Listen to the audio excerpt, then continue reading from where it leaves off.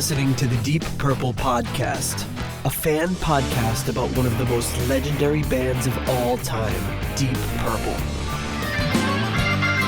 We take a look at the music, history, and people behind the band Deep Purple and beyond.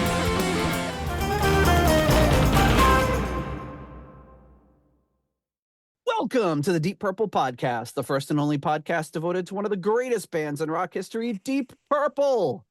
Today's episode is episode number 265, Ian Gillan Naked Thunder Part 2.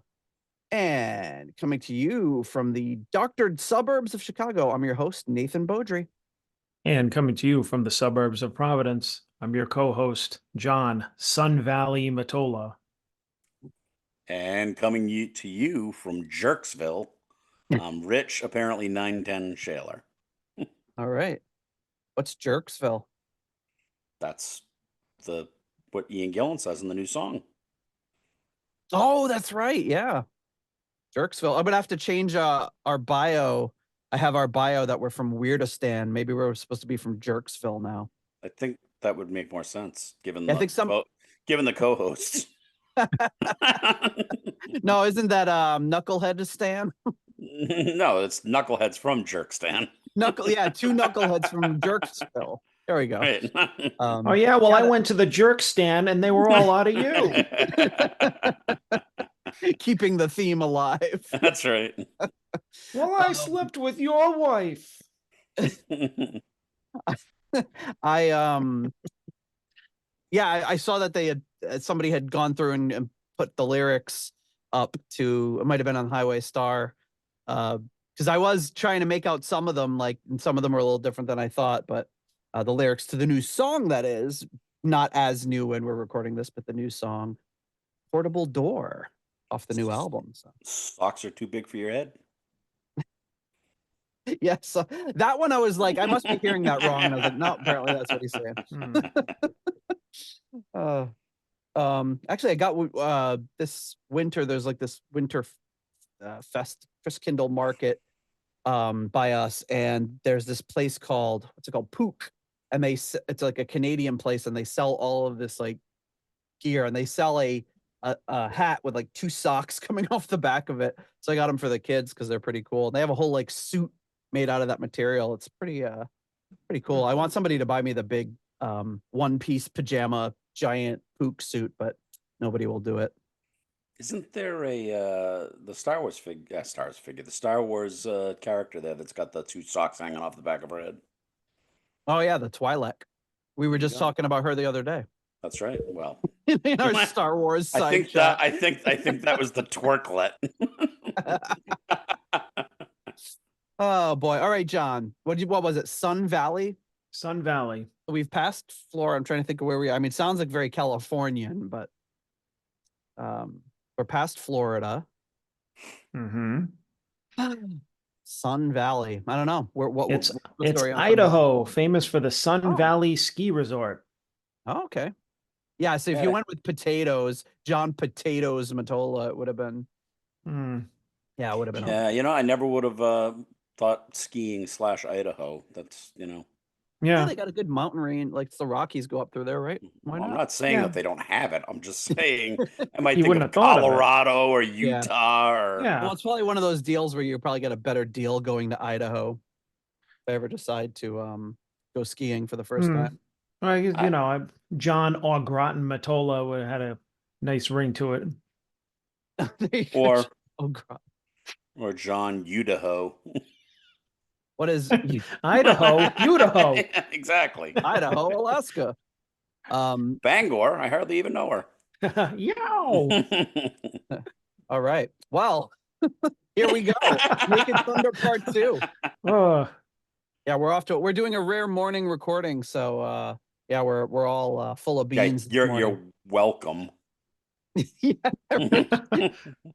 an hour ahead of me. Yeah, but you're always up at ungodly hours anyway.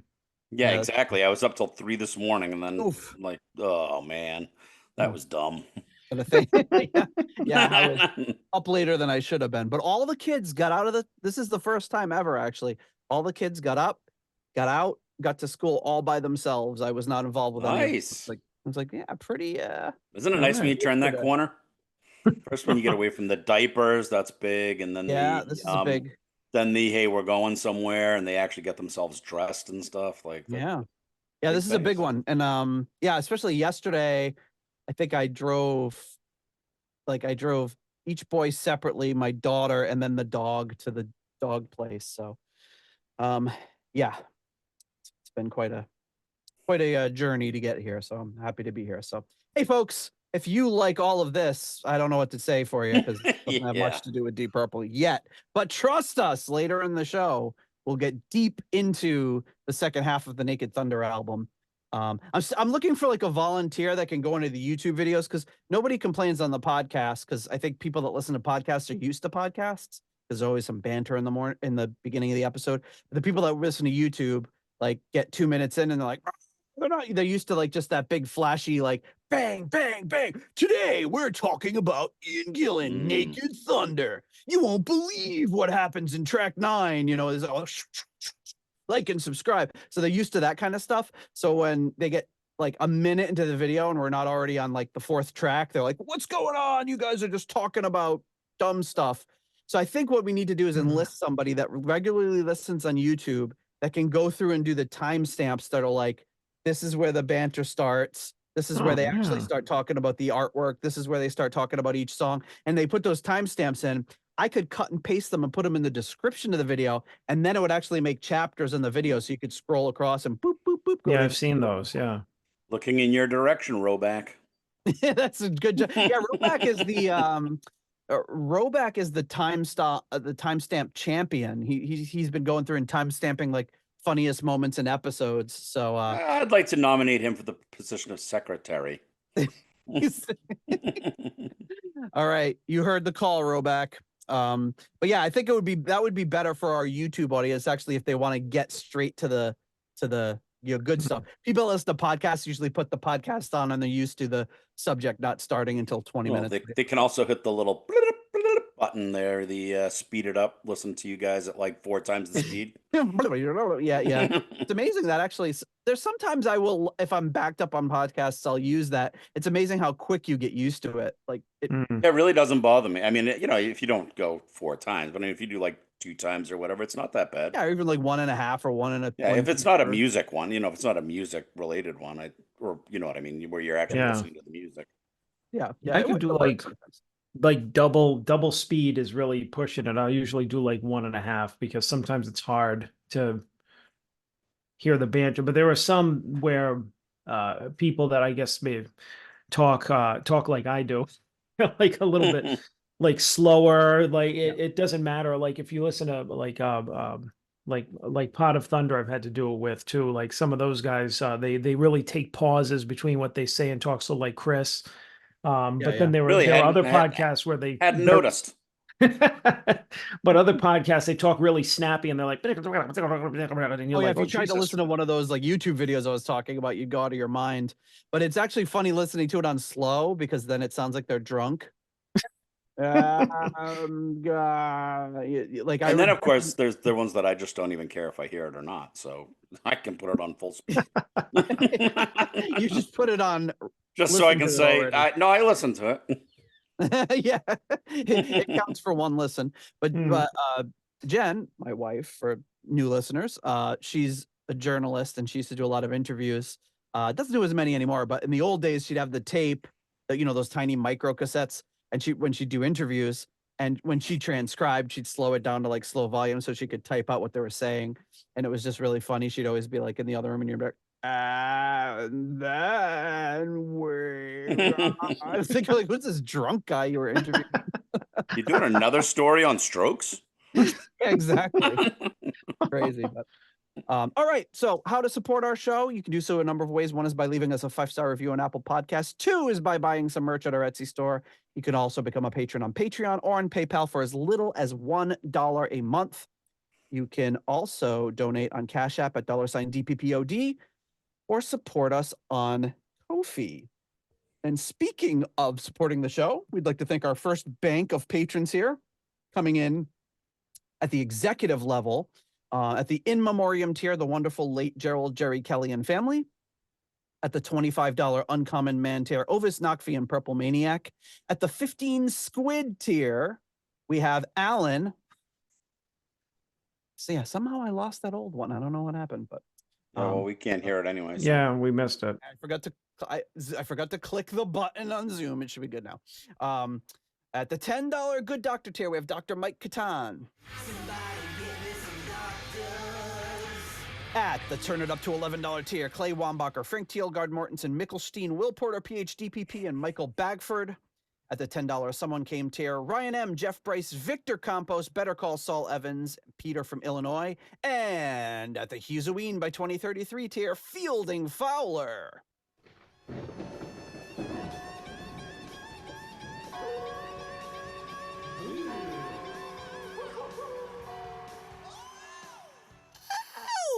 And I wish it would just default to clicking that button on Zoom. I have to click it every single time.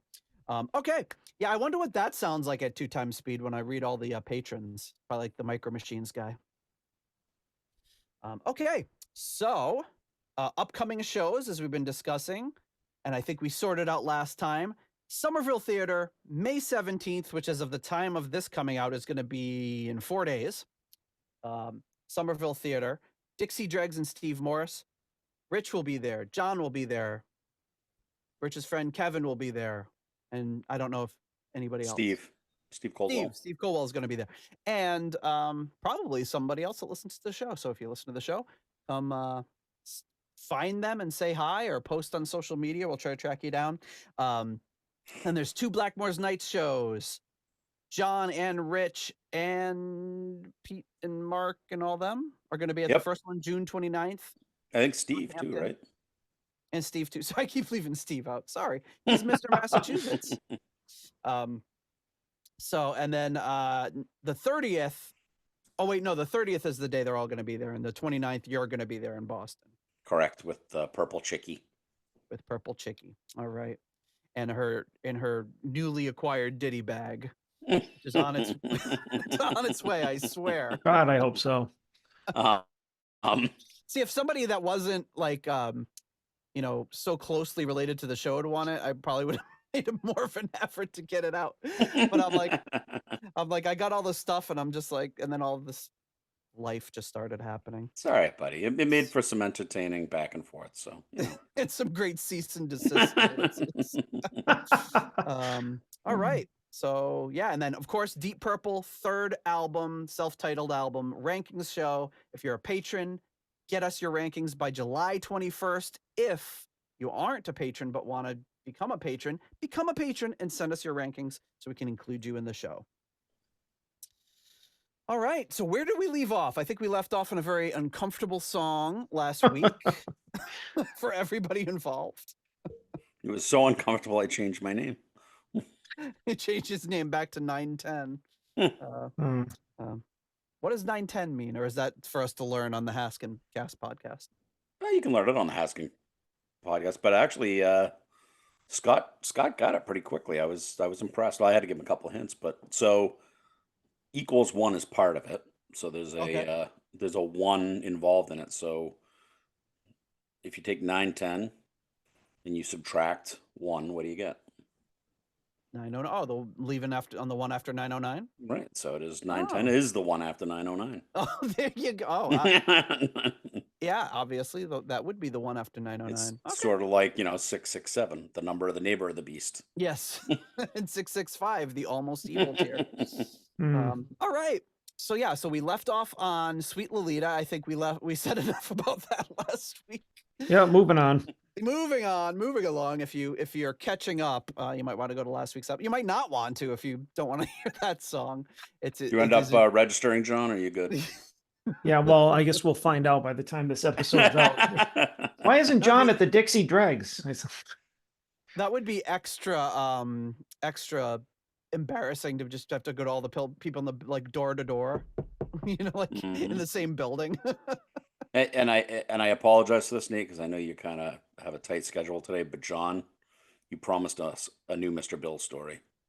Oh yes, maybe before we get into it, we'll have to get into that story. And don't worry, because I only have to jump off for 20 minutes and then I can jump right back on. So. Oh, why did I? You sent us Well, a picture of Mr. Bill and you said news story for the show.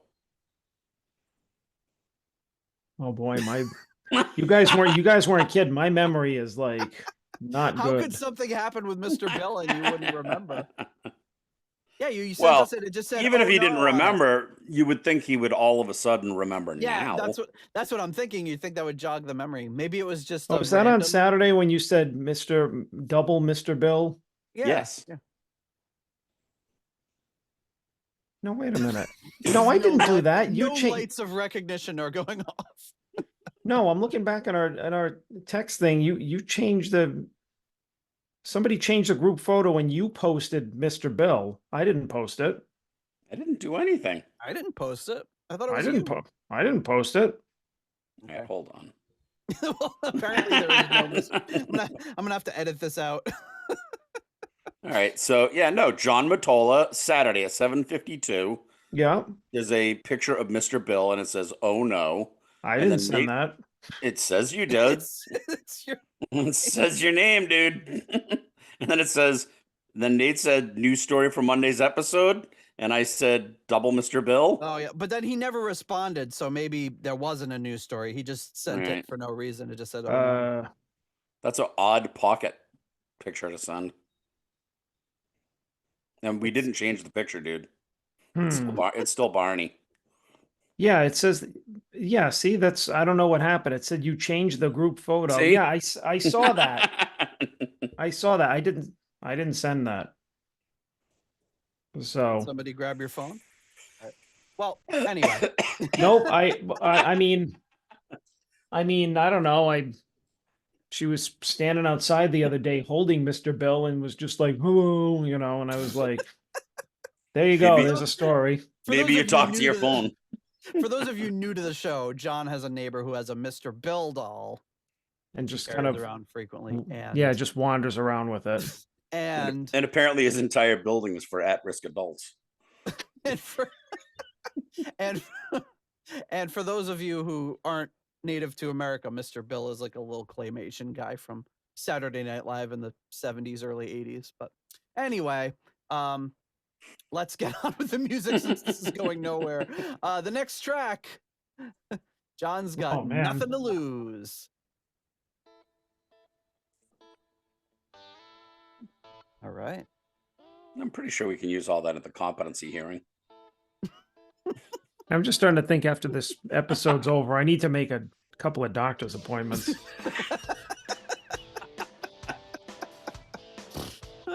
We should start advertising that like brain medicine on the show.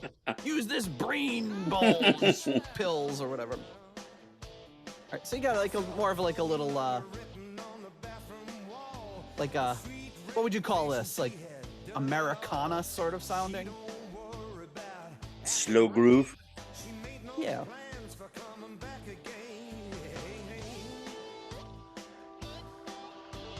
I like it, except for that guitar tone yet again.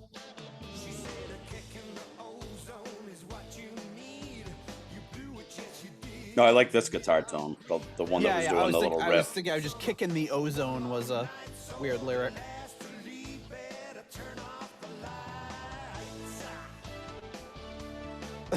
That's a very of its time synth sound.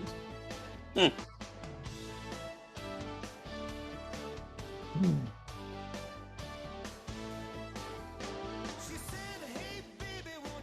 kind of has like money for nothing but the chicks for free. Oh yeah. Yeah.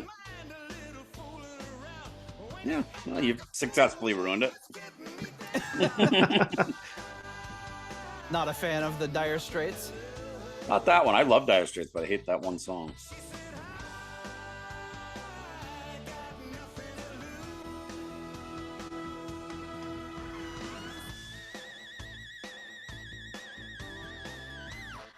All right. Wow. Real horns. A solo sax, Rich's favorite thing.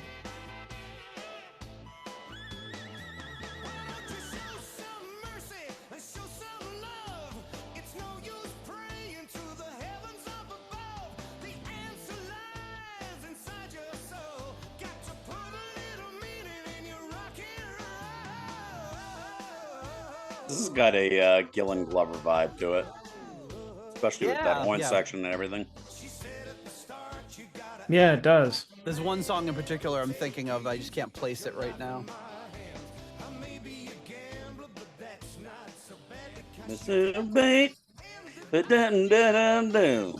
I know which one you're thinking of. Yeah. Oh, I like that.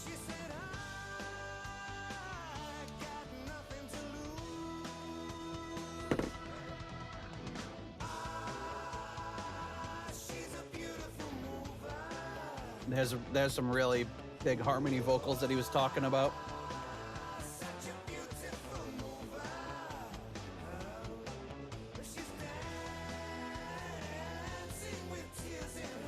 Oh, that was a weird little change. I liked it.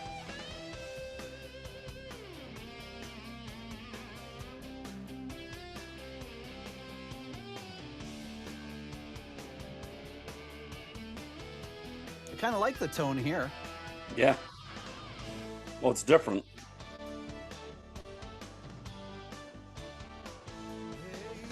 Too bad that's not a Hammond. No.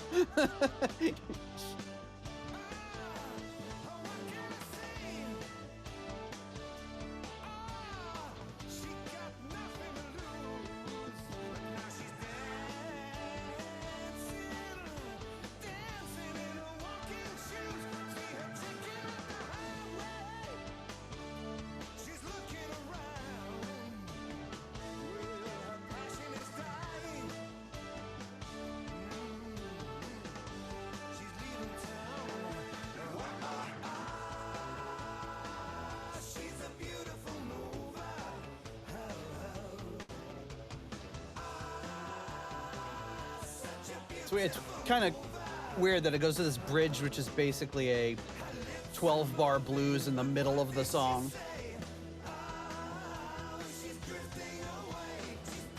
Yeah, I like that a lot, though.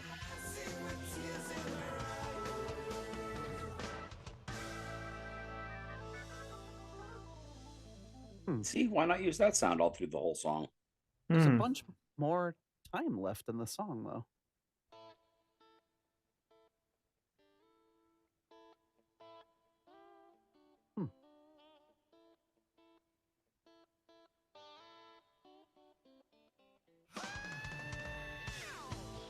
All right.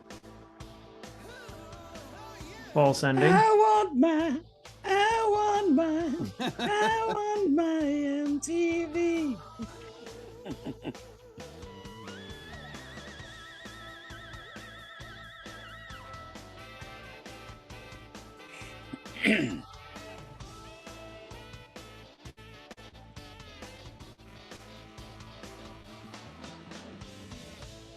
That's a cool little, like, triplet sort of slow down thing.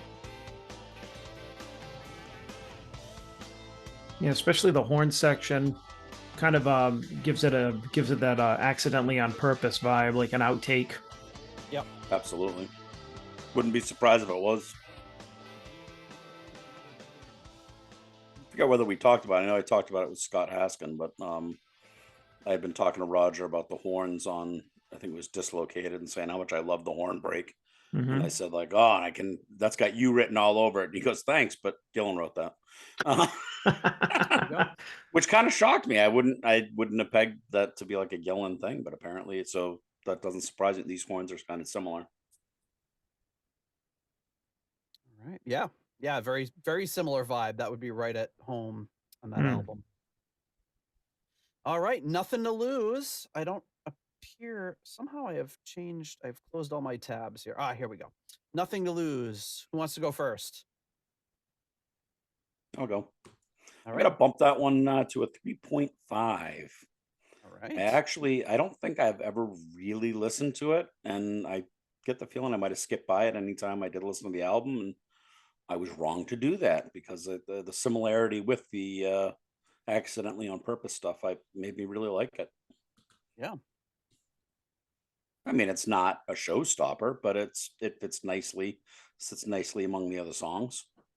It's fun. It's a nice, fun, upbeat song. Got a little groove, Put it on in a playlist. You certainly wouldn't skip it. All right, John. I'll I give it a 3. I thought it was a decent tune. Like I said, reminiscent of something that could have been on accidentally on purpose. So that's definitely got that going for it. I will give it a 3.5 as well. The synth tone definitely was. I think we talked about it a bit last episode, but you know, sometimes you can have that like kind of nostalgic one. I'm not nostalgic for this one yet. Maybe another 10 years or so. But yeah, just kind of a cheesy synth sound, for lack of a better term. Almost kind of wonder why they would squeeze in those synths rather than use the horns to do a similar thing, since they had this horn section right there. But or the organ that they use at the end of the song. yeah, anything but that synth sound. It just was not my favorite synth tone, but really like the horns. Love the sax solo. Yeah, 3.5. Solid, good track. Fun times. I hate we always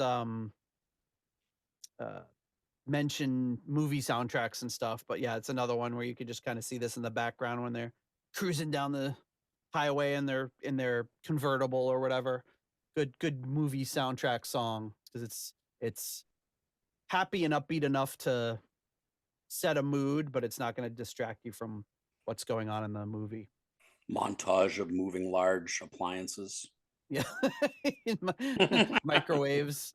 Microwave ovens, refrigerators. Remember when they used to call them microwave ovens? Yeah. They had a on my parents' first microwave, like a little menu that like would say like how to cook.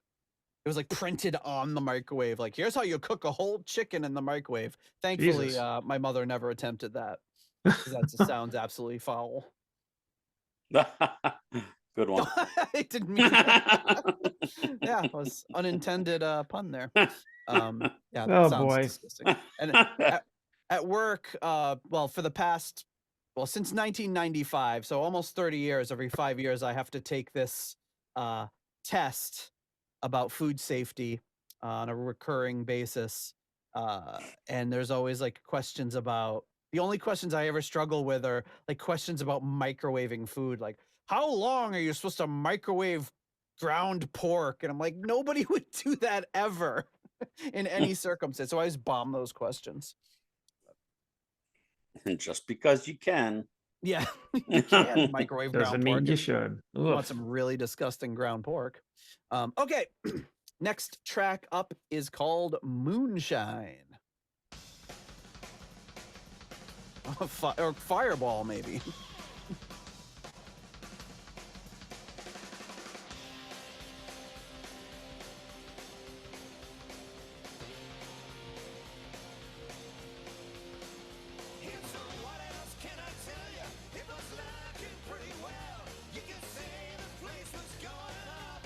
Nice little walking bass line there.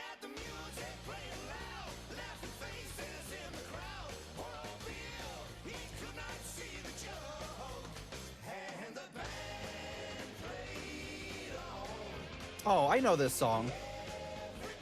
What? This one's very familiar to me.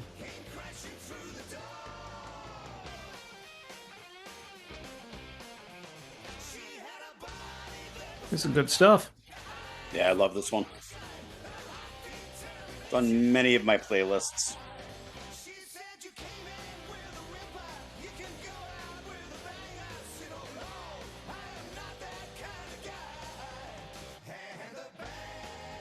I love the harmonies. Yeah, it's really good.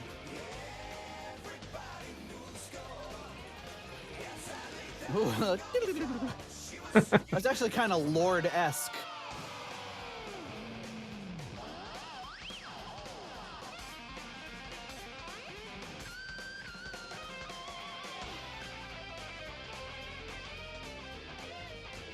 It's like, then it goes into like,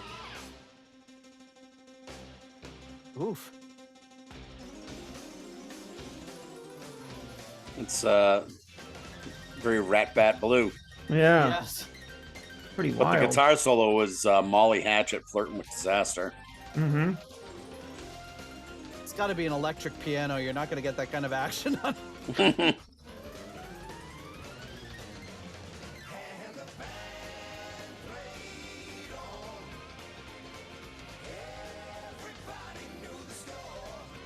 Like great bass tone on this too.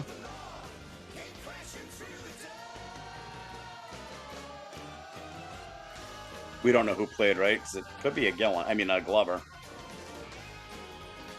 It could be. He's only credited as other Brazos, but it could be him. Mm-hmm.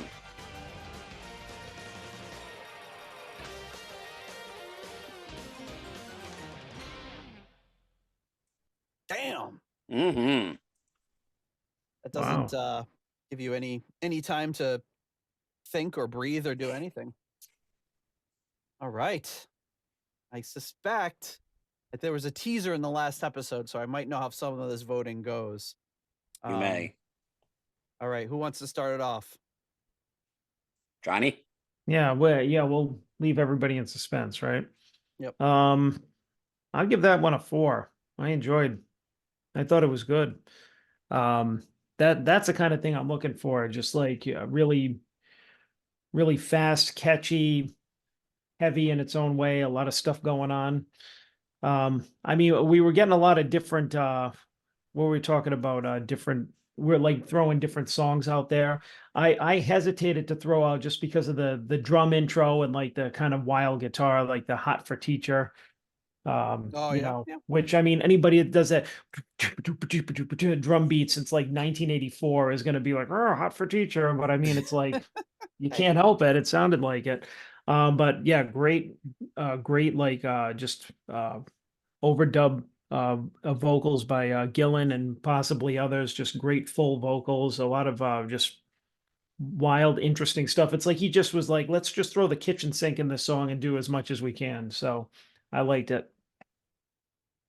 I'd put it on a playlist.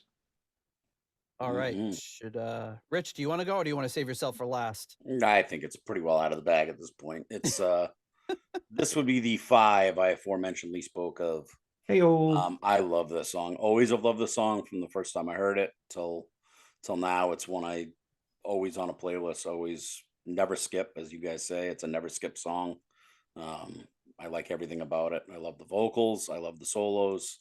And like how it just keeps moving too. It, like you said, it's, you don't get 1 second to even breathe. And I think it's just very, it's very representative of Mr. Gillan. Yeah, 100%. It's 2 minutes and 46 seconds.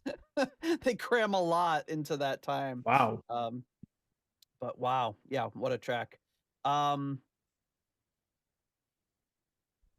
gonna give it a 5 as well. I really like it.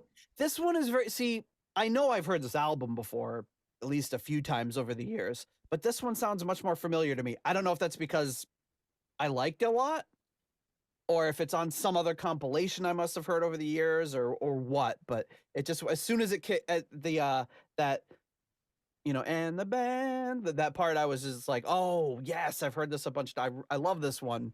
But obviously, I think the only, I wouldn't even call it a negative, but the only thing I can think about it critically is that it's a little out of place on this album, because Yes, such a, but I mean, that's not a bad thing. I like a, eclectic mix of songs.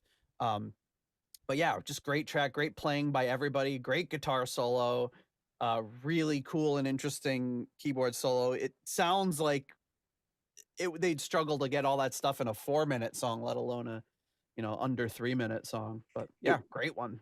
it would fit better on the follow up there. Yeah. Toolbox. All right. The next track up is called A Long and Lonely Ride.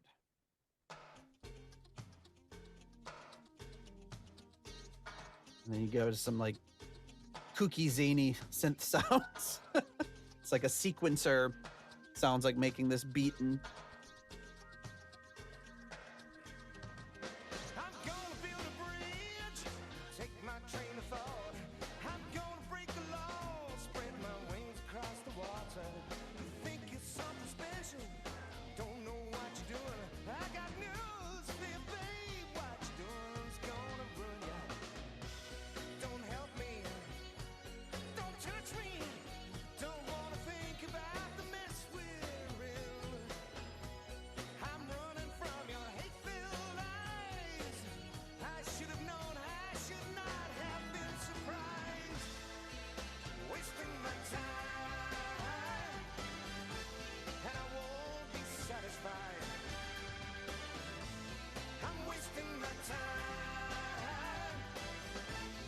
It's like a Susudio sort of sounding horns on that one.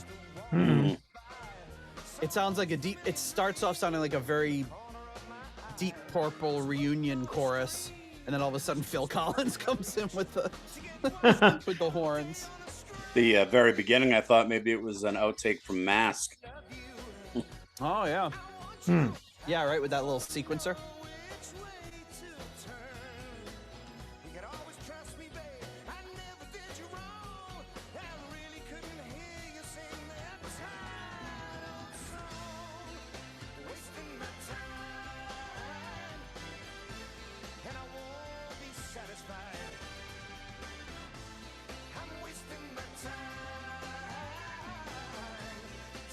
It is an interesting... No, I don't want to talk over the solo.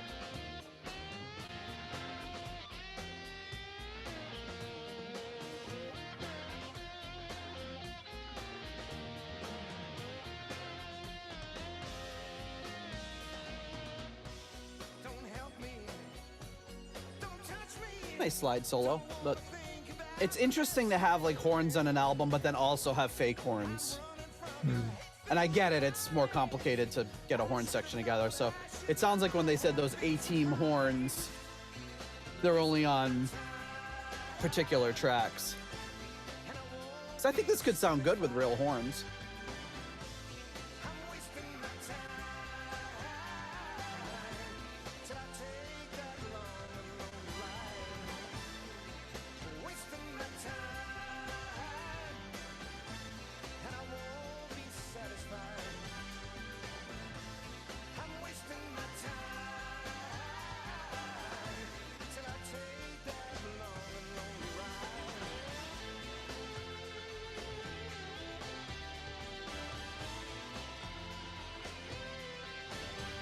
The way they're picking out those chords there really reminds me of something.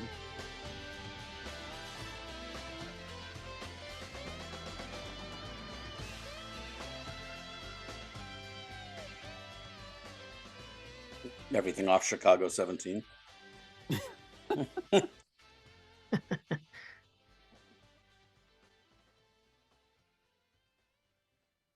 right. Long and lonely ride. What do you guys think of that one? Not much. Not much. Yeah, it's fine. It was fine.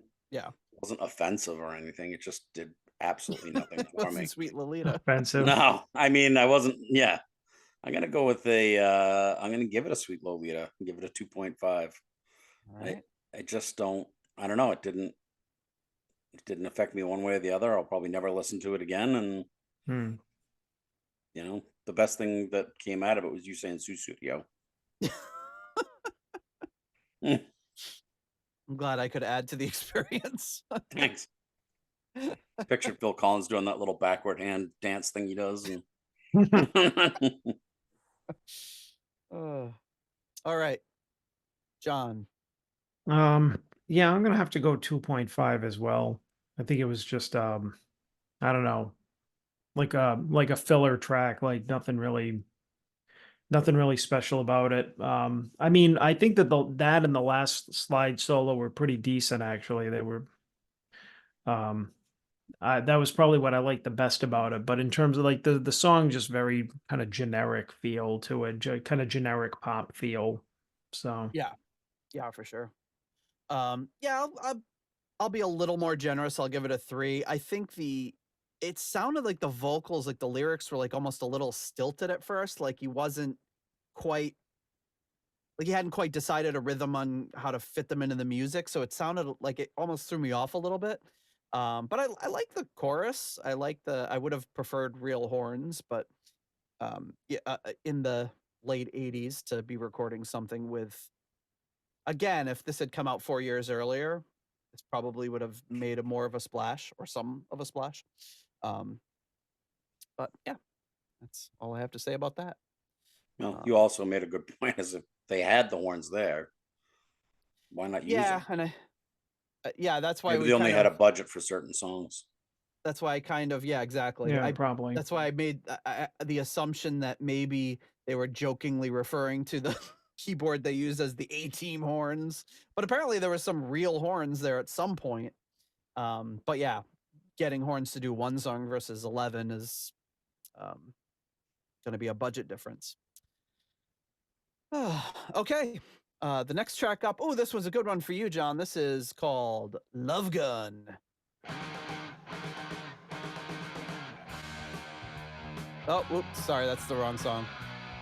I was like, that can't be right. The best part is I have so little knowledge of Kiss that I didn't even know, and I'm like, man, this sounds like old school Gillan. They did a 100% faithful cover of Love Gun. No, I mean, I was kind of wondering, but then I'm like, all right. I mean, on the Battle Rage is on Lick It Up. Now he does Love Gun. It's like, now he's got to be stealing Kiss titles. It's got to be intentional. Well, he claims it's all unintentional, but and it probably is, because why would you do it, right? Like, I would not be surprised if Gillan, I think we talked about this back then, like anyone else, you'd be like, oh, you're full of crap. You know those songs, or you've heard of those songs. But with Gillan, you just believe that, no, he's just completely obliviously calling his Didn't Kiss steal it from McCartney? Titles.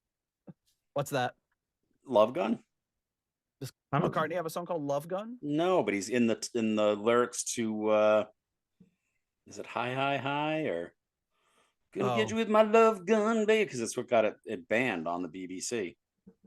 Love Gun. I'm not sure. I'll look it up. What year was I've never 73, 74? Yeah, I've never heard any, like, I mean, the Kiss Beatles comparisons, like, or if they take something from them, it's been pretty documented, or they don't try and hide it, but I've never heard that one.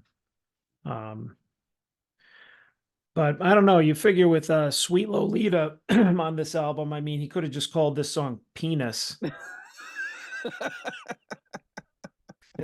Instead of Love Gun. Subtlety is out the window. Or specifically my penis. All right, let's listen to the lesser known Ian Gillan Love Gun. I guess it's not a cover. I would have died if it were a cover. It would be hilarious.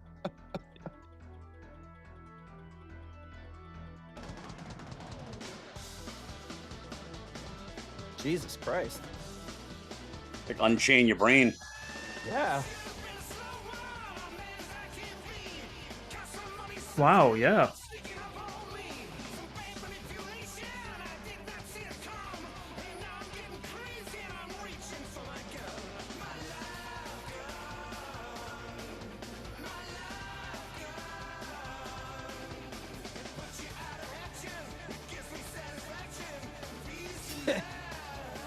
So the subject matter is as expected.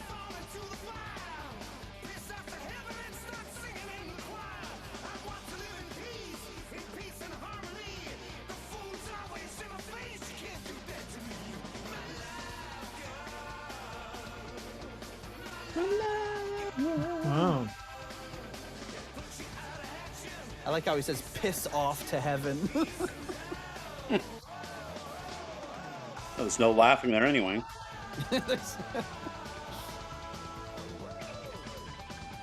Oh. All right. Got some guitar pyrotechnics going on here.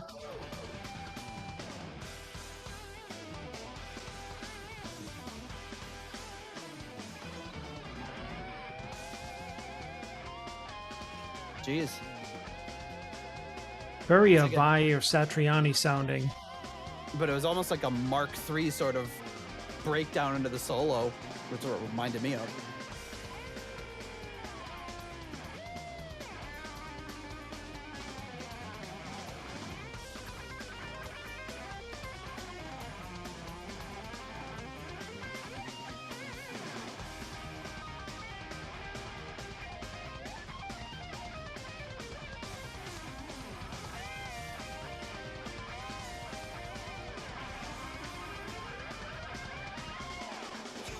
Damn.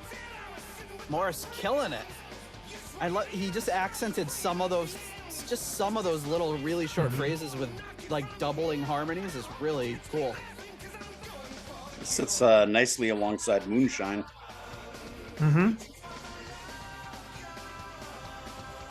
Would have sat very uncomfortably next to Sweet Lolita. Everyone sits uncomfortably next to that song. Well, I'm just glad this is like the next to last song and wasn't. I'm gonna edit a copy of this album where I put a minute of silence on both sides of Sweet Lolita. Just to, 2 minutes of silence track. Cleanse the palate.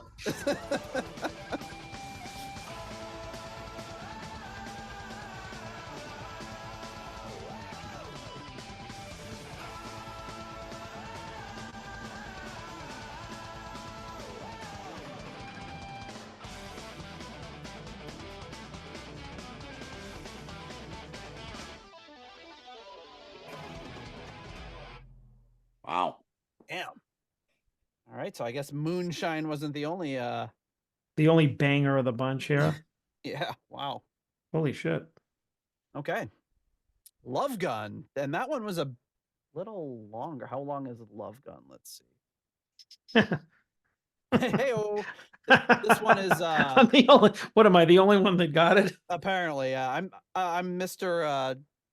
Unintentional double entendre today. Like, how long is Love Gun? I'm like, How long is your love gun? Oh, what caliber? This is 329. I knew it. Oh. Three. Okay, yeah. Love Gun. What do we think? John? I'll give it a I'll give this one a 4. But I mean, like we said, it sounds like a companion song to Moonshine here. And I don't know, I thought it was good. Again, it was like thinking about it, I was like, first thing I was like, wow, didn't know that Gillan still had it in him. But I mean, you think it's like what, 5, 6, 7 years after Born Again? I mean, that's really not that far removed from some of the heavier stuff that he was doing. So it's like, you know, shouldn't be really that much of a surprise. Like now, if he did that now, I would be like, Jesus. But yeah, right. But yeah, I think yeah, the way that he was going with like just the really fast drums, the fast beats, the kind of really I think that kind of Vice Satriani guitar player style, like some of the melodies, the harmonics, it sounded like if he had like, you know, like if he had called up Satriani and said, "Hey, come on and play on this song," I would have believed that was, you know, that was him. Except for when you got to the actual solo, it, you know, it didn't sound anything like him. But there were elements of that in there, so I see what he was going for, and it was pretty cool. I mean, that's the kind of stuff. Like if this was a whole album full of this kind of stuff, it would probably rocket right up in the ratings for me. But yeah, I thought this was another good one. I like it. All right, Rich. This is another one I completely slept on. I don't remember this one at all. No, it doesn't spark anything like Moonshine did with me. To the point that I'm wondering if my copy didn't have it on it. Like it's quite possible. Who knows? But whatever. I really liked it. Again, right up there with Moonshine. This album's kind of all over the place, which I generally like. I like stuff that's kind of all over the place like that. But I'm gonna give this one a 4. I was thinking about a 4.5, but I think I'll stick to 4. Really good. And again, Steve Morse, I owe him a massive apology because I completely underestimated him as a player.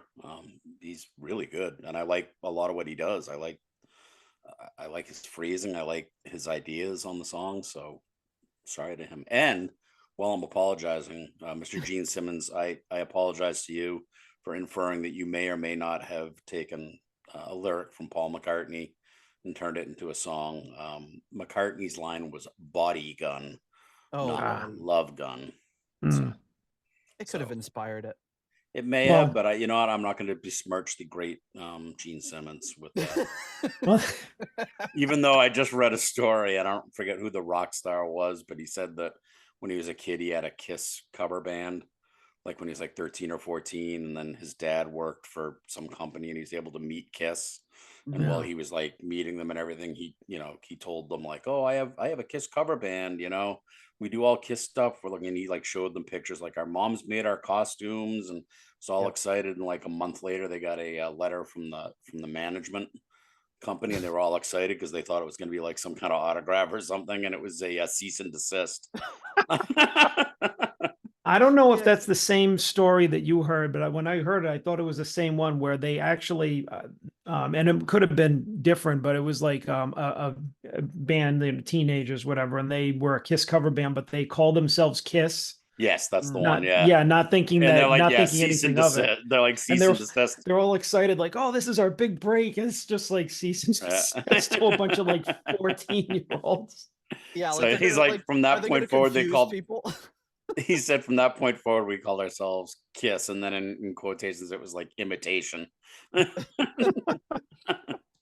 Oh my God. It does sound like Kiss. I will give this one 4 as well. I think Morris is incredible on this whole album. Star of the album, just really, really great stuff. Great song, great heavy song. Gillan, while he is kind of in his born again form, like the only thing you're really not getting from him on these songs are any like really intense Gillan screams. But that's also not like always 100% necessary. And I think it shows great restraint that he doesn't just do that on every song. It makes it much more special when he does just let one out. You're like, whoa, Which is but his yeah. opposite approach on the next album. Hey, some albums he's Spoiler in the mood, alert. and some albums he's just not feeling. Some albums he just wants to either do one or two, and that's, you just never know what you're gonna get. He doesn't have a formula. It's not easy to predict exactly what's gonna happen. I feel like screaming, oh through the night. All right. So we got one more, the longest track on the album by far. And we've heard this one live by Gillan before on the show, but this is the studio cut of No More Cain on the Brazos.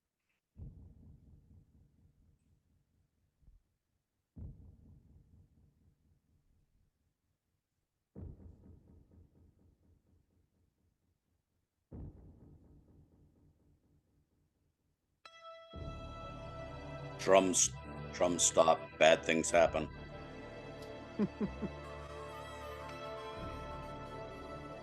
So this is a traditional song.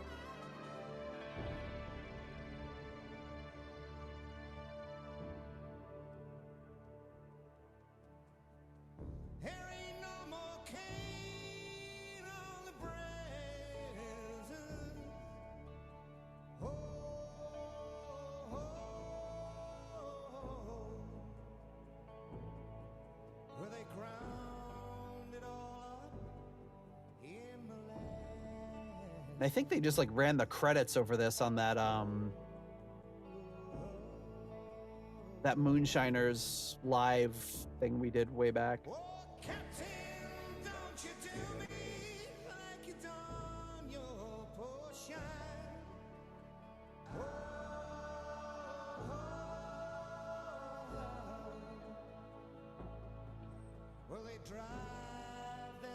The band performed this at Woodstock, so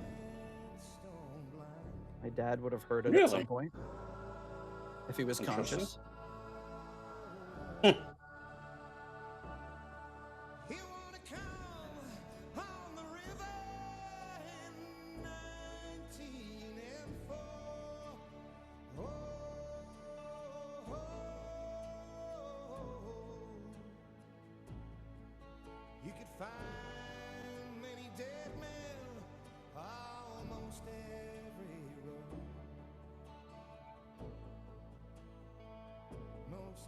And there's like a whole Wikipedia entry on this song and about how nobody really knows where it came from, just kind of evolved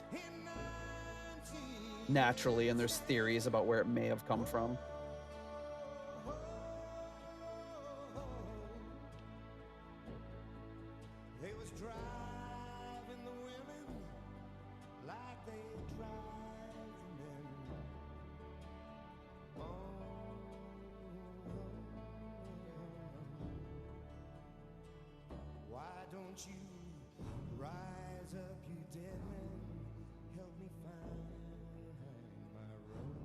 So the second half of this album is really even more all over the place than the first half. Going from Love Gun into this. Yeah, this is I know this is a song that he had wanted to do for a long time. I guess he had talked to Glover about a lot of different times about doing, which is I think why he brought Roger in to do it with him. But that's why he's credited as other Brazos. I'm assuming.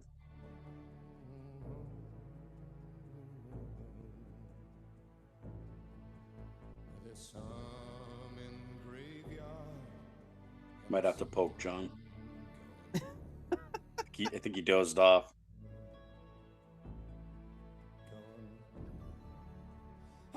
I mean, unless something happens, this is not really my cup of tea. Spoiler alert. Nothing's going to happen.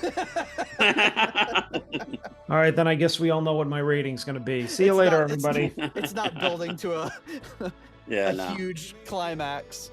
I think the main problem there is no more Kane on the Brazos, so that seems I'm getting that. Well, actually, it's not a problem. It's a good thing. They're done. They can't be forced to work anymore, I guess. Oh, there you go. It's building to a harmonica solo. A climactic. It would have been great if they brought in like John Popper for this.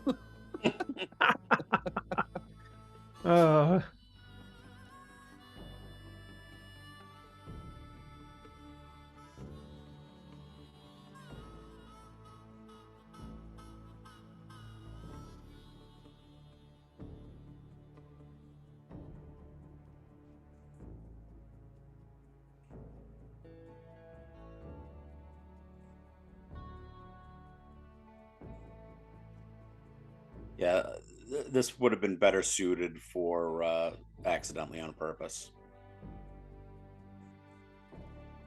Just and cut in half. Yes, well, or third.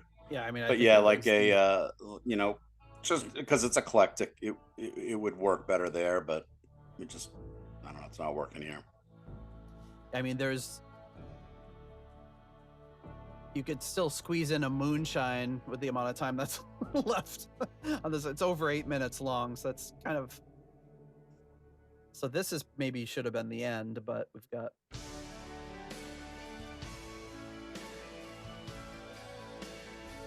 So it does liven up a little bit, but.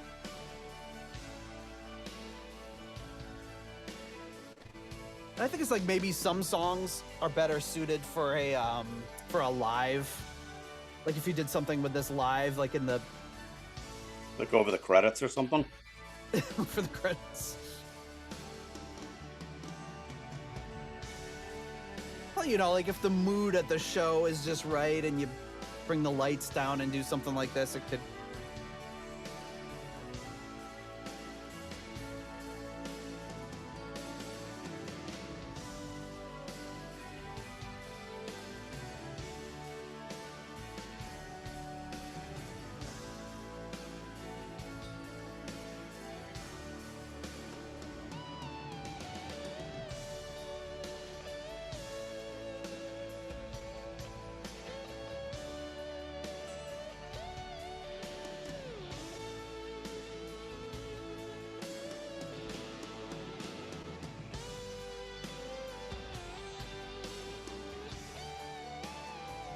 At least they use real drums. Yeah, it's got to be Simon Phillips, I would assume.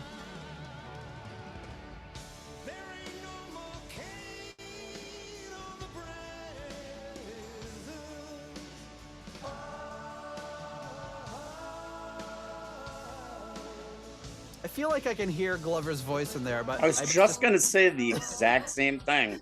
But it's like, but I'm like, no. Yeah, no, I think he isn't. I think you're right. I think he's in there. But it's like, that seems crazy that I just think it's like, because I know he's there and my brain's hearing it, but.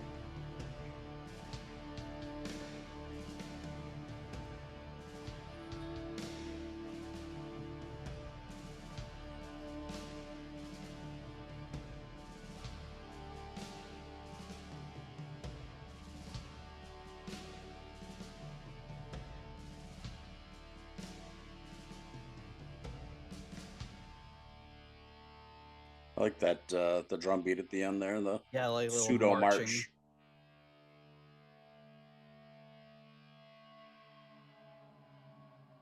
Ends with almost a dive bomb. Weird. That's John's full review. Weird. Hmm. Or Stan. All right, John, do you want to kick it off? Yeah, so I mean, I don't know, maybe you'll be surprised. I'll give it a 3. Surprised.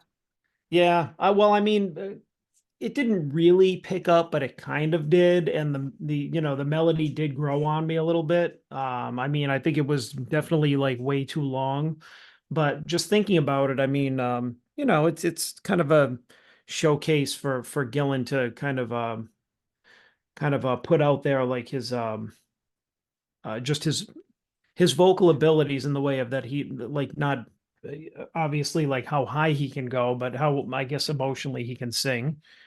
And I mean, when it did pick up, it actually the second part of it was actually not bad. I think that if it went from the first part to that like a little faster, like if it had hadn't taken so much time, it would have been a little more interesting. But yeah, I don't know if I'd ever listen to it again, but it was definitely definitely got you talking.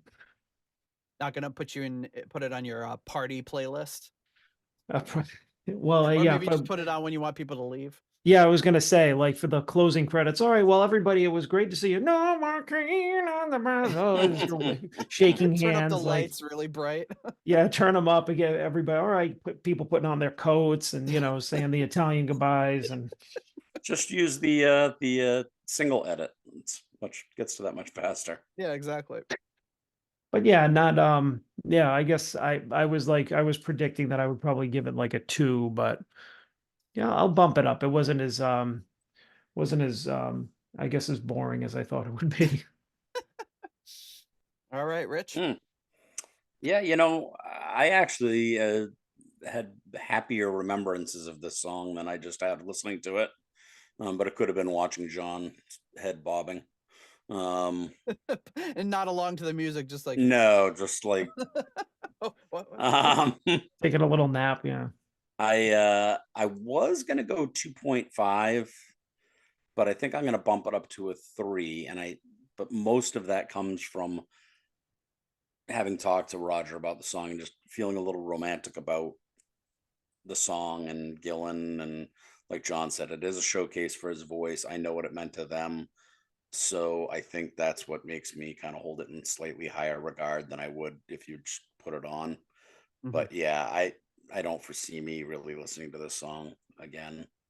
I mean, for any particular reason. It's not, I would pick other songs to say, hey, listen to Ian Gillan's voice over that one. Right. It's almost a showcase for how low he can go. He gets some real low notes on there. But I will give it a 3 as well for kind of, I think it's an important song, and I like what Gillan was doing by bringing it in. But yeah, I mean, I guess we can get to it when we talk about the album overall, but it's a it's a very eclectic album, but in a little almost too much in places. So it's kind of like, I guess he wrote some songs with Steve, and he did some of his own, and Steve's had some of his he brought. But it sounds like kind of like, let's just throw what we got lying around onto the album. And in some cases you've got great stuff. In some cases you got some stuff that's not as great, but yeah, it's definitely like a scrapbook style album. Okay, so that wraps up the album proper. And while John fumbles with the spreadsheet, I will thank our next level of patrons. Coming in at the core level, at the $7.77 Keep It Warm Rat tier, we have Michael Vader. At the $6.99 new nice price tier, we have Spike the Rock Cat and Sugar Tea. At the episode $6.66 tier, we have Steve Coldwell, Arthur Smith. Getting support from the patron, Arthur. Anton Glaving and Charles Meadows. At the $6.65 Almost Evil tier, we have Kenny Wymore and Richie Sucksmith. At the $6 What's Going On Here tier, we have Richard Fusey. At the $5.99 The Nice Price tier, Robert Smith and Carl Hellberg. At the 60 kroner Scandinavian Nights tier, we have Knut Morten Johansson.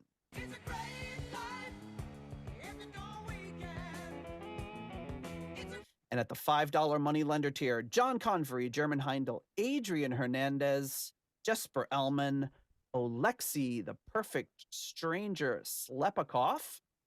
We have Kev Roberts, Percival Frequency, Scott Zerns.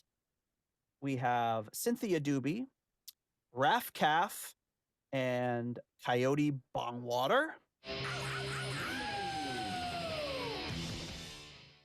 And of course, to wrap it up, we have none other than John Maselli.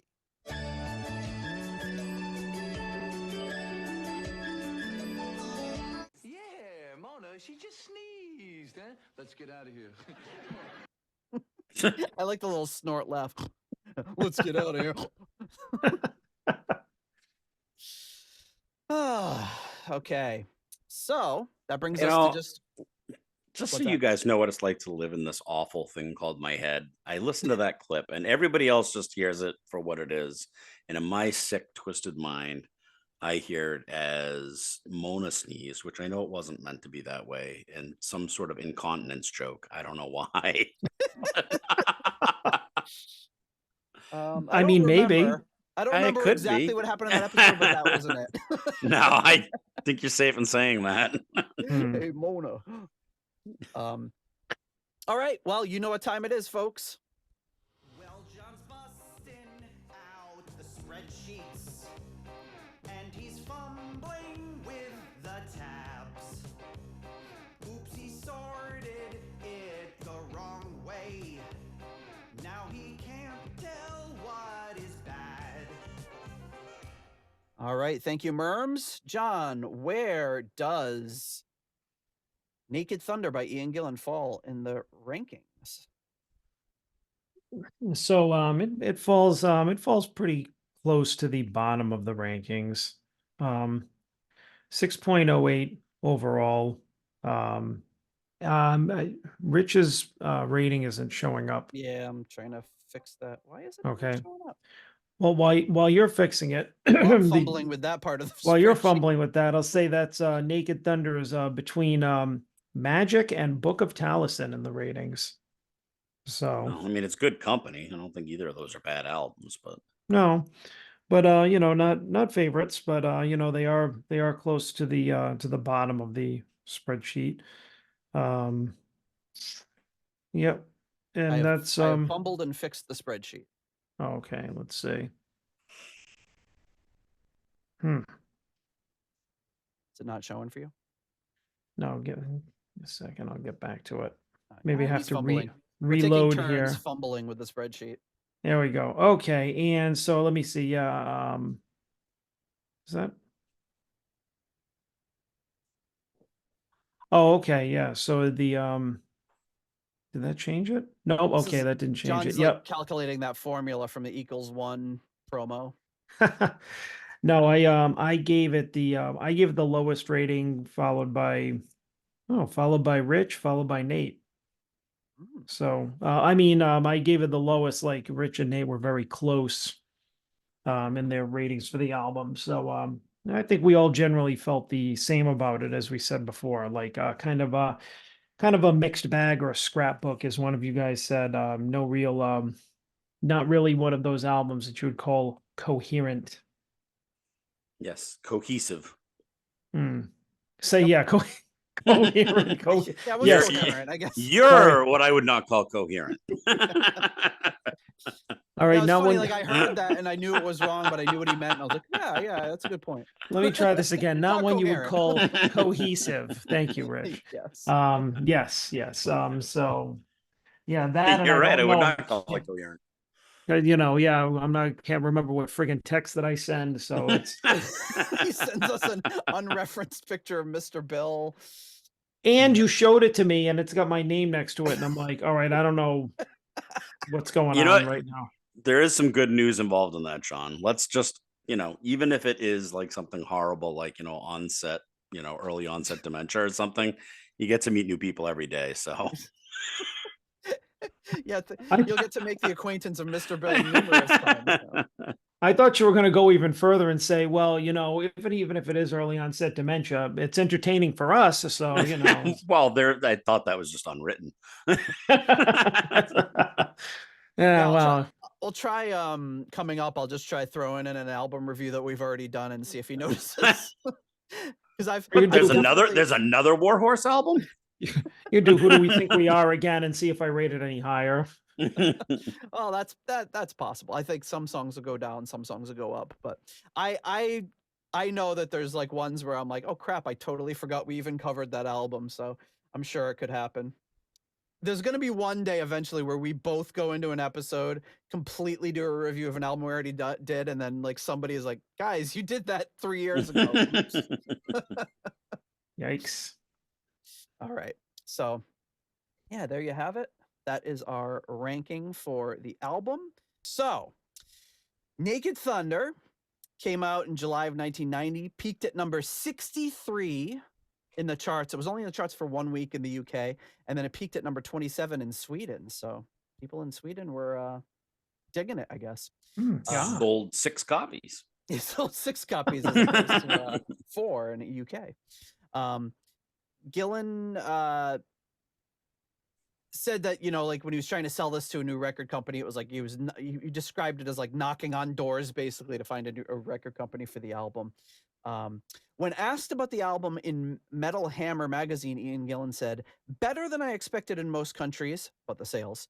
In the UK, well, it's been years since I did anything myself, and the last Purple album didn't sell shit there, so I guess I've got to start all over again. Internationally speaking, the response has been better than expected, but England's a funny old country. Gillan says of Steve, he said, and so Steve would come down and work with me, or we just send stuff by post. So I guess they just weren't necessarily always together. They were sending like demo tapes in the mail. He says, I decided to finance it myself. Looking back on that, it was a mistake. So I guess he lost money. And as far as the album's concerned, there's a lot of things we could have done better. He goes on to say, I should have come out on Naked Thunder with both fists flying, but I didn't want to be undignified nor appear to be in a corner. Having said this, what I was dealing with was the equivalent to a traumatic divorce in which the parties should have been able to stay together. The first divorce had been bad enough, but at least I'd walked out. This time I'd been thrown out, and my band was continuing without me, and it was hurting. So talking about his second departure from Deep Purple. And then Gillan describes the album as trying to push Deep Purple from his mind to do different material, and that might have disappointed some people, which I think we talked about before.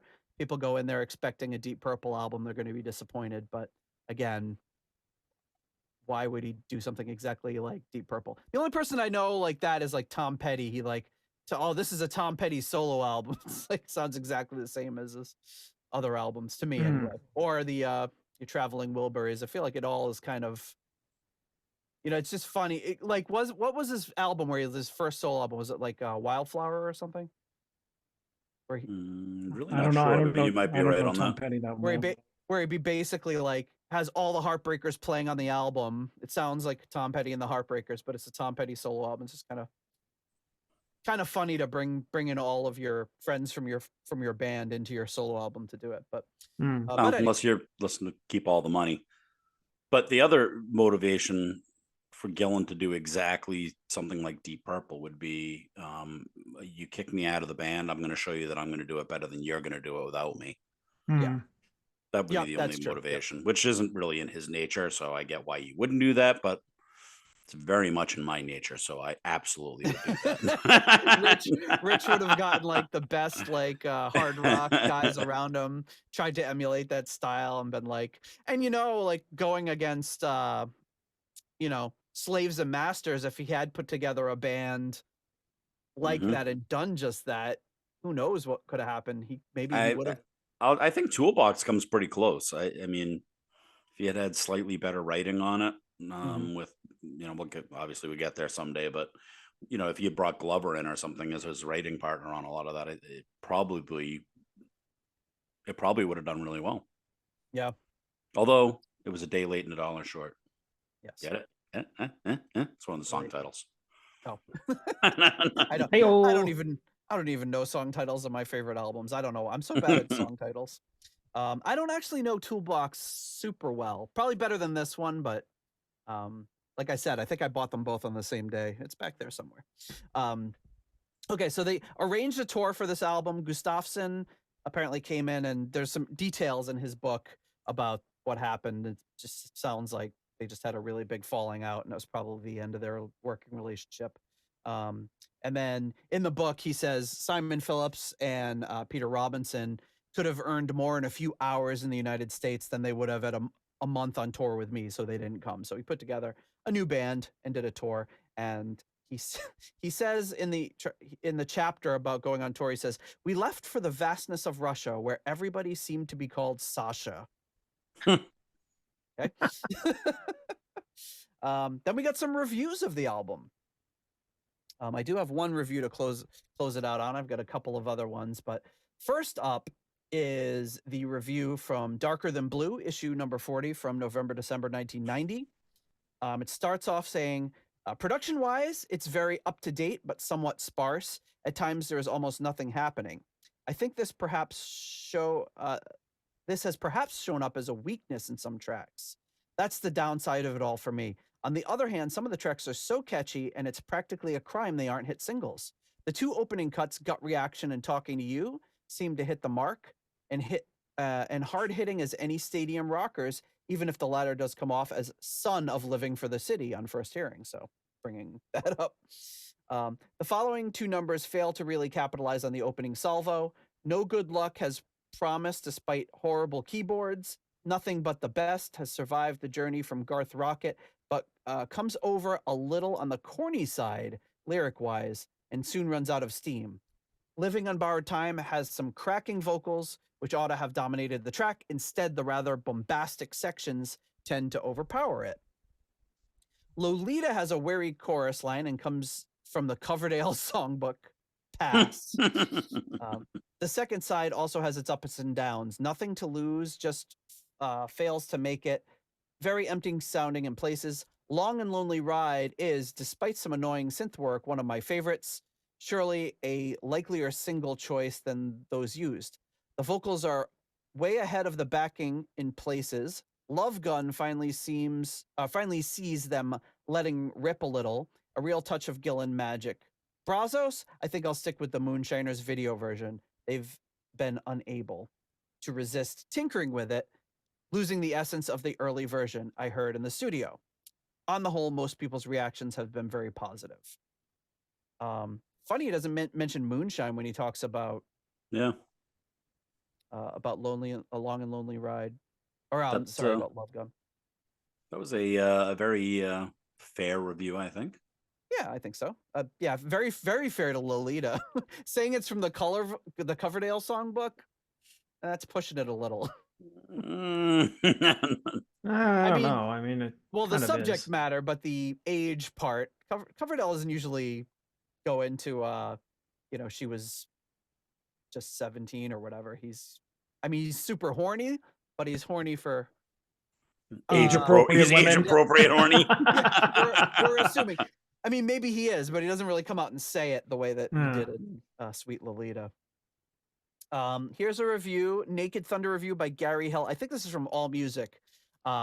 Says, the term rock legend certainly applies to Gillan. Fronting such bands as Deep Purple and Black Sabbath over the years, he has proved that he has an incredible voice and has been a very influential force in the rock genre.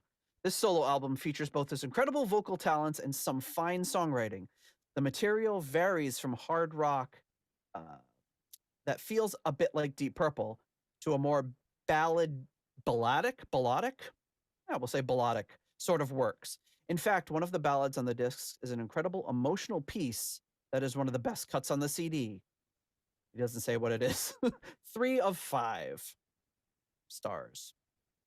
So I don't know what song he's talking about. Maybe the duet. Then we have, let's see, I do have an actual screenshot of a review here. I just can't remember what it's from.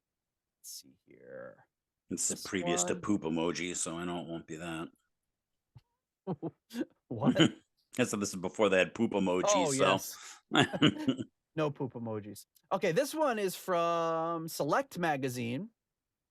It says, Ian Gillan has been wasting his time for quite a few years, spending a large chunk of the 80s dicking around and trying to breathe life into two lost and lumbering dinosaurs, Black Sabbath and Deep Purple.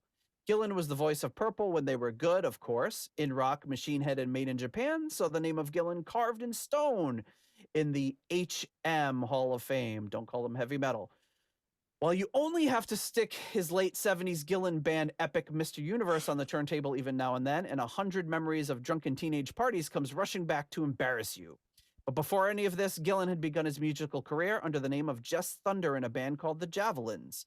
Maybe Naked Thunder is an attempt to return to that spirit, that sense of innocence and fun that the man felt in those early days. It gets off to an unsteady start. Gut Reaction and Talking to You are high-tech puffs of air, and it's not until the passable AOR radio rocker's No Good Look and Nothing But the Best that he sounds committed. That great voice is still there, but even more on fiery blasts like Moonshine. The end result is a rather clinical and production weak. And then comes the album closer, No More Cane on the Brazos, a brilliant atmospheric epic with a Cajun swamp feel that tells of ghosts and lost hope and ends with a full instrumental sweep. If this is what Gillan is capable of, why only one song at the end of the LP? It's easily the best song on here by far. It's also the least commercial, which could have something to do with it. 2 out of 5 squares, it looks like. Neil Perry. Interesting. Interesting to call Brazos the best song on the album. Just goes to show how personal music is. That's right. Mm-hmm. Then we've got The Collector's Guide to Heavy Metal, Volume 3, the 90s, by Martin Popoff, gives this 4 out of 10, but I don't have a copy of it handy to reference. So 4 out of 10 stars from Popoff. Select Magazine, as I said, 2 out of 5. Then, so there's this thing called the Music Hound Rock Essential Album Guide. Gives it 1 out of 5 stars, but I couldn't find a copy to the review. So I went on eBay and found, on Amazon and found a CD-ROM of all their reviews. I was like, this might come in handy for the show to have all these reviews. Got it really cheap. It came in, and this does not look like a CD-ROM. This looks like an absolutely enormous book. Wow. So, but it's, I don't know, it's, how many pages is it? 1,500 pages long. So Okay. I found the review. It was in a very confusing index in the Deep Purple section. And after all that, I opened it up. I found solo outings, Ian Gillan. I find Naked Thunder, and they get, since it's the Rock Hound, they give them little bones, which is kind of lame. So this one just gets, it just says, here's the review. Naked Thunder, 1 bone. No text, nothing about the album. So I got this whole stupid book. It just says one bone. Okay. So that was a waste. But maybe there'll be something about a future album in here. But interestingly, always been just a 1 bone man myself. Just the 1 bone. It gives, and I'm not a mathlete. It lists all Gillan solo outings. It includes Jesus Christ Superstar, gives it 2.5 bones, which I have issue with. Clear Air Turbulence seems to get 0 bones. And then right after that, it goes into Roger Glover's solo career and begins with the well-known album, the self-titled Roger Glover, 1 bone. What album is this? There's no Roger Glover solo album called Roger Glover. Butterfly Ball, 1 bone. So what? Throw that book in the trash. This book is already but Or stop. Interestingly, it gives Machine Head 5 bones, obviously, but it gives In rock, 2 bones. Whatever. What kind of rock hound doesn't appreciate in rock? So anyway, I guess we'll come back to this pile of garbage someday. Yeah, It's ridiculous. huge though. It's very big. But I'm actually kind of glad because the copy I have has it looks like the boss on it. The one that I ordered that looked like it was coming in had Bono on it, so at least I don't have to deal with that. So there's your reviews, and then before we wrap up and get to our last level of patrons, we're gonna take a little trip. Merchandising. Merchandising. Come, I'll show you. Open up this door. All right, so Jeff Bryce was kind enough to send over some selections from his vast collection of Deep Purple stuff, and we open up with this Ian Gillan Talking to You Moonshine clear. Let's see, this is a German release. Let me just share the screen with you. Doo-doo. Here we go. So this is a clear vinyl German release of the album. It's got, it says it's like the LP, but it's got four tracks on it.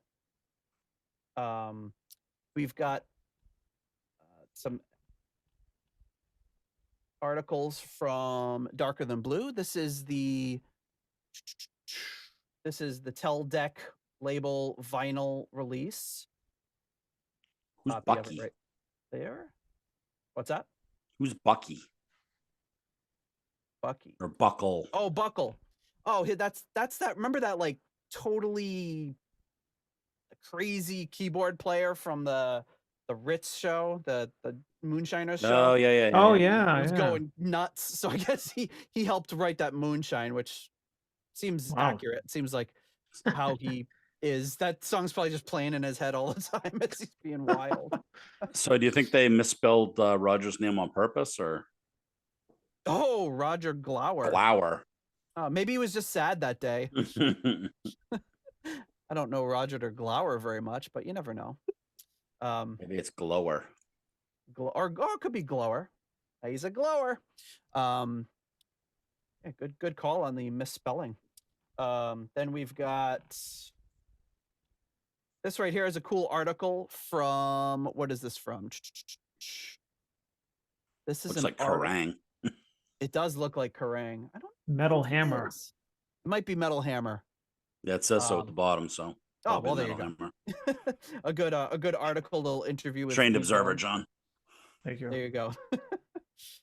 From September 1990. Got this Love Gun single, it looks like. I'm sorry, the Love Gun's the B-side, No Good Luck is the A-side.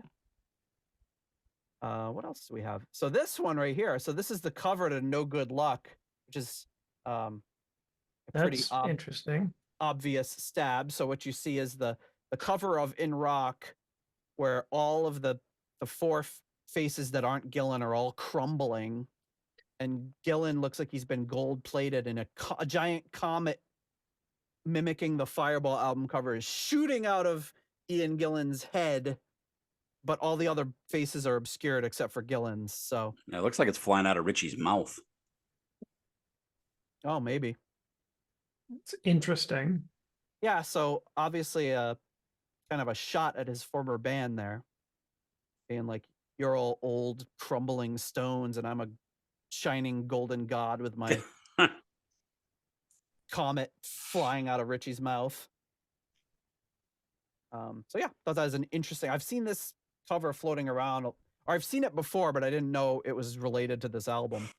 I have never seen it. I'm actually kind of surprised. It really doesn't seem very Gillanish to me to do something like that. It didn't. It doesn't seem like something that would have come at his direction. What's the There's a, so this one is this was the 12-inch single with a, and this, I'm trying to see the name here. There's a name signed to this artwork. Looks like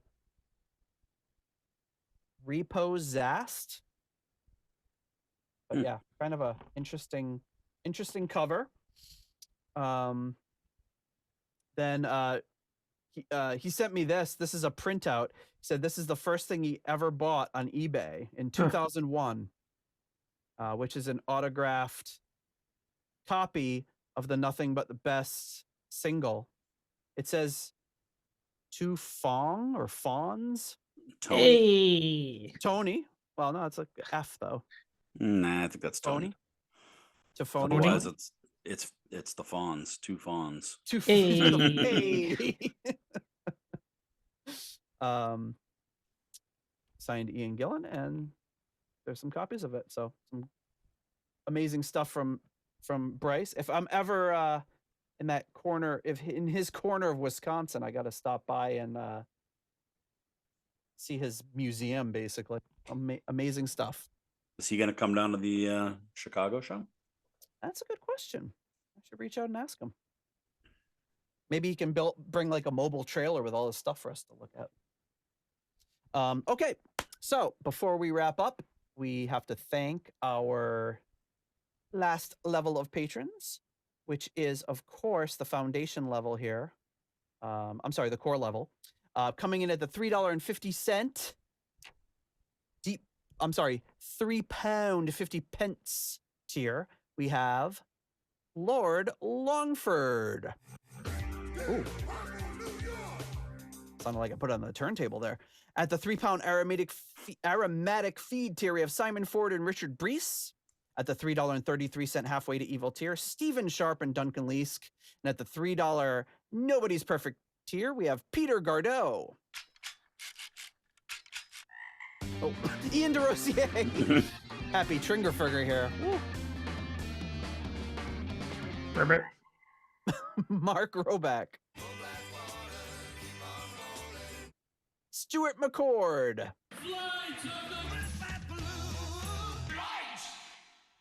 Ivan Fjellbu.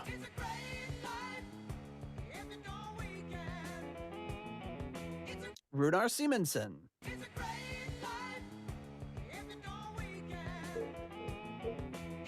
JJ Stenard, Ruinous Inadequacies, Michael Boyette, Corey Morissette, Ashley,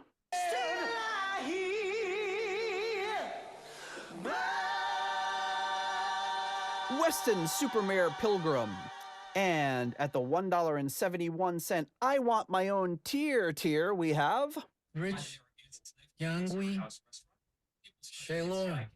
at the 10 kroner tier, we have Karsten Lau. Cold, hard Danish kroner. At the $1 made-up name tier, the sweet... Oh, no, I'm sorry. We need a new one for Leaky Mausoleum. What should we call him Leaky Mausoleum this week? I'm now consulting people after 200. No more leaks on the Brazos. There we There go. we go. I'm just going to send him to Rich every week. He comes up with them easy. No more leaks on the Brazos. Stephen Somerville, Concerto 1999 Fanatic, Hank the Tank, Private Eyes, Ashen Lionel, Blackmore tights. Steve Down to Earth Kohler, Zwapper the Electric Alchemist, Anders Engstrom, ICDC, Derple Purple, and Purple Swede. Swede. Thank you so much to all of you for your generous support of the Deep Purple podcast. Woo! We did it against all odds, folks. We did this album with only 5 or 6 interruptions. Thank you for joining us, Rich. Always a pleasure to have you on. Thank you, sir. I much appreciate that. And I think we've teased Toolbox enough. I want to just do Toolbox next week now. Woohoo! But we probably won't. A Gillan doubleheader. I'll be honest. I always thought of those two. I'll probably like you. You bought them together. I probably bought them very close together as well. So I kind of always thought them as one thing. Was Toolbox another one maybe that wasn't released? Maybe they released them both at the same time in the States, or? Yeah, I think so. Like I said, I think it was after I had kind of been rejuvenated by Perpendicular, and I was just grabbing everything that I saw, and I think I saw those, and I was like, "Yep, I'll put my hands on those." Yeah, excited to get to that one. Very excited. All right. Any other orders of business? Anything else we have to? take care of before we wrap up this week? Nope. Any listener mail? Any new Apple reviews? Haven't gotten a new Apple review in a while. No, yeah, that seems to have that well has seemed to have run I dry. feel like he's full of shit on the ditty bags, so we're not gonna. Yeah. See what happens when you don't follow through? I know, huh? We'll just have to do a new ditty bag for every new review we get. Actually send them. Well, you know what? I'm gonna send Purple Chicky a ditty bag so amazing that everyone's gonna want one. And all we have to do is get up to we're only like 90 something reviews away from 200. So when we get up to 200, we'll give another ditty bag away. I'm a little disappointed we didn't have a 5-year anniversary show. Yeah, I just kind of didn't happen. I don't know what Well, else. all right then. I was gonna have Double Bill record a version of the fumbling with the spreadsheet song. I was gonna, I'd do it anyway. We'll add it to the collection of spreadsheet songs we have. Yeah, well, yeah, I guess we didn't really mention that 5 years came and went, and yeah, we didn't really. I don't know, John. Why didn't we do a 5-year anniversary show? I don't know, because you dropped the ball. Oh. And clearly John didn't remember. So No. Honestly, I had so much going on at the end of April that I didn't even really think about it. It was Well, we talked about it though. We're just like, yeah, 5 years are coming up, and then we're just like, yeah. So anyway, we just didn't even give a shit. well, I'll take this opportunity to say that I think that is a pretty amazing accomplishment on both your parts. That 5 years without missing a show every week. That's impressive. I mean, really. I know that it was close sometimes, but you know what though? You guys never missed a show. It's been steady with the exception of maybe 1 or 2 episodes. It's been a very high quality. we already know which ones he's thinking of. So. Hey, if you're gonna just say 1 or 2, I'll take it. That's not bad. No, that's Yeah. a pretty high average. And some of them aren't your fault. I mean, it's the music's fault, not your fault, Yeah. Yeah, that's true. Yeah. But yeah, well, hey, we wouldn't do it if it wasn't fun and we didn't have great. And think about it. I was thinking about it because the pre-programmed post came up on social media. I was like, oh shit, 5 years today. And thinking back, like, wow, 5 years ago, we didn't know Rich, we didn't know the Gardeau, we didn't know Roback or Steve Colwell. Anybody, yeah. That's just mentioning people we met in person. Never mind all the people we've communicated with that we haven't met in person, or people we've had on the show that we haven't met in person. Mhm. So Mhm. it's pretty amazing. How life-changing that was. So pretty great. Keeping with Deep Purple, I guess in 2 years we'll do our 5-year anniversary remastered. We'll remaster the first episode. Remix great. it. We'll have Dweezil remaster it, and we'll release it as a special episode. But yeah, it's been amazing, and it's still. Oh, we'll have my daughter do it. Oh yeah, there you go. Yeah, there you go. Yeah, I like we have that. to have the progeny of someone important to the show. We'll remix it. I'll send her the files. Well, thank you once again. Thank you everyone for listening for 5 years. We're late on the 5-year, but that's very Deep Purple, so why not? Yeah. And we'll be at you next week with I have no idea what. All right, folks. See you next week. Peace. Thank you for listening to the Deep Purple Podcast. If you like what you hear and would like more episodes in the future, please donate on Patreon to support the show. You can also leave us a review in Apple Podcasts to help new people discover the show. You can follow us on YouTube, Instagram, Twitter, and Facebook for show updates. See deeppurplepodcast.com for more details. Thank you for listening.